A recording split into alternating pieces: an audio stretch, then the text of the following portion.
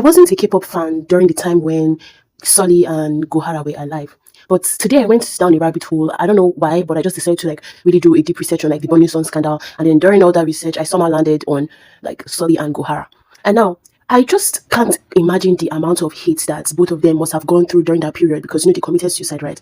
But I'm trying to imagine the sheer volume of hate that they must have received, because if idols like Jang Won-yeon from IVE, right, can receive incredible amount of hate for just doing little things such as eating strawberry with both hands, being cute, being or doing ego, if she can receive hate for the stupidest shit, and she's not even like a vocal idol who was as vocal as them, Sully or Gohara, I wonder the kind of hate that they went through. I don't know if you get what I'm saying. If an idol like Won-yeon can literally get hated for literally being the most perfect version of an idol, Won-yeon is literally the description of how a female idol should be. She does nothing wrong, she does everything exactly how she's meant to do it, and she still gets hate. How far people that were rebellious, how far people that dared to not fit the product, like fit being a product, how far people who dared to rebel against the way that female idols are basically like viewed as product, or just basically like be human, you understand? Because from what I'm saying, Sully's crime was that she didn't wear a bra.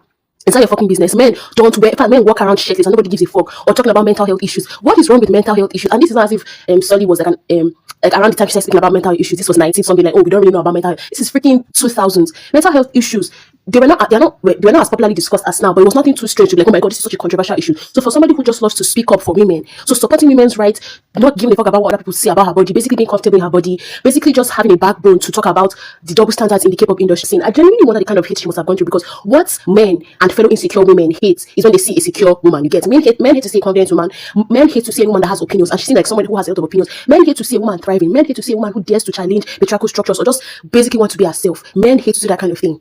So, and that's why she did that. Only to also find out that she was also in another movie with Kim So-hyun where she played a nude scene, and Kim So-hyun didn't get any fucking hate from it, but she was the one that bear the brunt of the badness of the movie. And apart from even the nudity, he said the movie was just bad on its own. Because if I talk about nudity, The Handmaiden was a nude shoe, right? Wasn't The Handmaiden a nude shoe? And it's still considered one of the best K-dramas. Like, it's still considered a good K-drama. So it means that the show was just bad. But instead of blaming the person that made the movie, that is Kim So-hyun, the person that actually made the movie a bad movie, we are blaming an actress in it.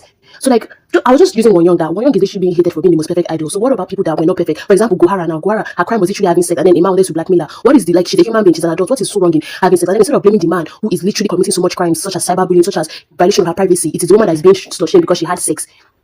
This now led them to committing suicide. And the fact that both of them were close friends really just shows how much they must have been like going through a lot of mental health issues, and like the hate comment, like the hate must have just been so overwhelming. And this suicide took place within a couple of weeks. Sully killed herself in October 2019, then Gohara killed herself in November of 2019. This must have been a really dark time. And it's like, it's so sad that it's until women die before they are taken seriously or viewed as people dying.